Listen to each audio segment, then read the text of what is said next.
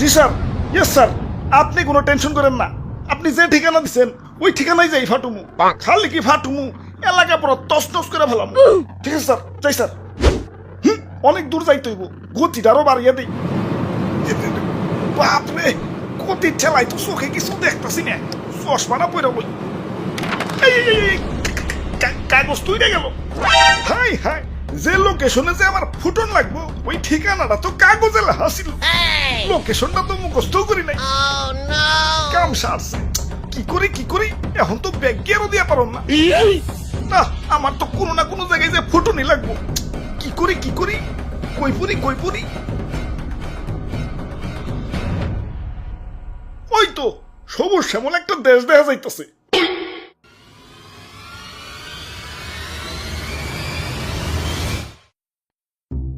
ভাই যাইতে দেন ভাই, দেরি হয়ে যাইতাছে।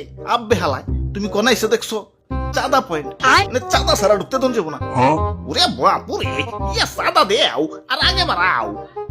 চাঁদা তোলেন কেন ভাই? এটা তো ঠিক না ভাই। এত কথা না কয়ে চাঁদা দিয়ে বিদায় হও। পিছে সিরিয়াল লাগছে দেখো না।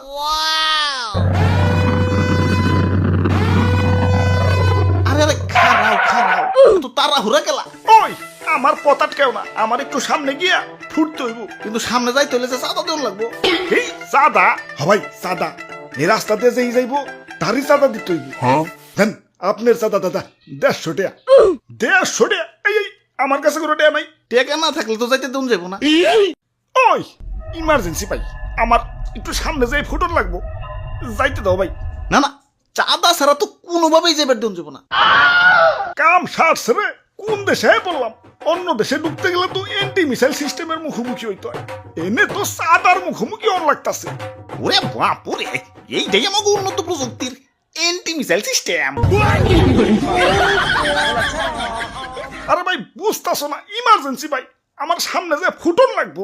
বিশ্বাস করো ভাই, আমি তোমাকে দেশে ঢুকতাম না ভাই। খালি যে টার্গেটে যে আমার ফুটন লাগবো ওই ঠিকানাটাই হারিয়ে ফেলাইছে। এখন এটাই আমার জীবন, লঞ্চ করার পর আমার ফুটনই লাগবো। যাইতে দাও ভাই। যাও না, করছে কেরা? চাঁদা দিয়ে জেনে মনে হয় হেনে যায় ফুটোগা। খালি শপিং মলটা বাদ দিয়ে, কারণ বাঙালি 99% এখন শপিং মলেই। ওরে বাপুরে, ইয়া চাঁদা দেও আর আগে বাড়াও।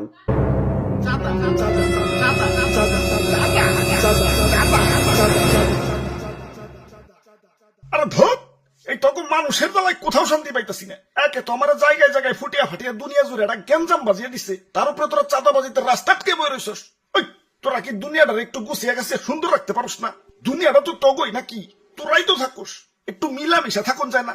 লোভ, হিংসা, ক্রোধ, ক্ষমতা তখন তো দিন দিন অমানুষ বানিয়ে দিতেছে।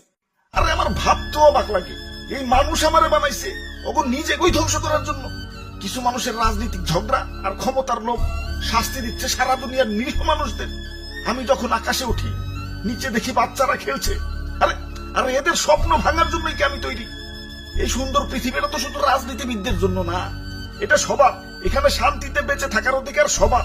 শান্তি বাদ দিয়ে অশান্তি জ্ঞান করস তোরা। তোরা মানুষ না, তোরা সবাই অমানুষ হয়ে গেছস।